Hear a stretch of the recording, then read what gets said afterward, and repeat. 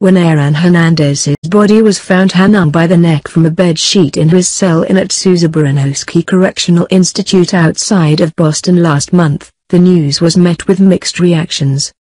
Some had little sympathy for the convicted murderer, who seemed to live a life punctuated by brutal acts of violence. Others understood that while Hernandez might not have met anyone's definition of a stand-up guy, his death brought a piteous end to a truly tragic story. Whatever one's personal feelings about the disgraced former New England Patriots tight end, it looks as though Hernandez's life and death will remain subjects of public fascination for years to come. Reports that Hernandez had a gay lover behind bars have prompted widespread speculation about the contents of the 3 suicide notes he left behind.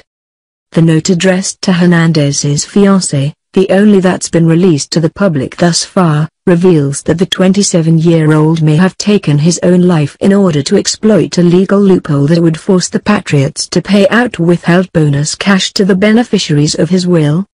And, of course, there's been a high-level interest in the macabre details of Hernandez's suicide, spurred on by reports of messages written in blood, and red ink used to create the appearance of stigmata.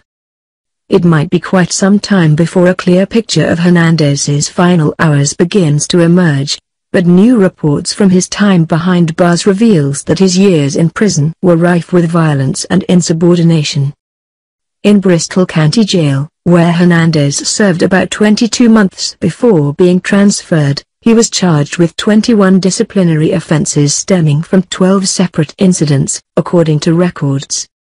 At the Souza Baranowski prison, where he spent the final 2 years of his life, there were 78 more disciplinary offenses and 12 major incidents, according to records. At one point he was caught with a 6-inch shiv, which he apparently planned to use to stab another inmate. Hernandez was involved in at least 4 physical fights, and correction officer accounts indicate that he was often challenged by other inmates.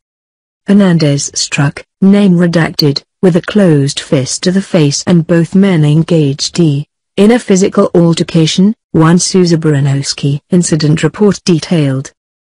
The combatants ignored several direct orders to cease their actions, and chemical agent was utilized to separate the inmates. Throughout his time in prison, Hernandez seemed to vacillate between cocksure and despondent. A member of the Blood Street gang who once bragged to a guard, "I'll run this place and keep running," expletive. "Prison ain't, expletive, to me." Hernandez also had a moodier, more withdrawn side. Inmates reported that he bristled under the constraints of severe authority and often kept to himself. Hernandez was often on the receiving end of harsh punishments from prison staff, losing privileges that other inmates say makes life behind bars somewhat tolerable.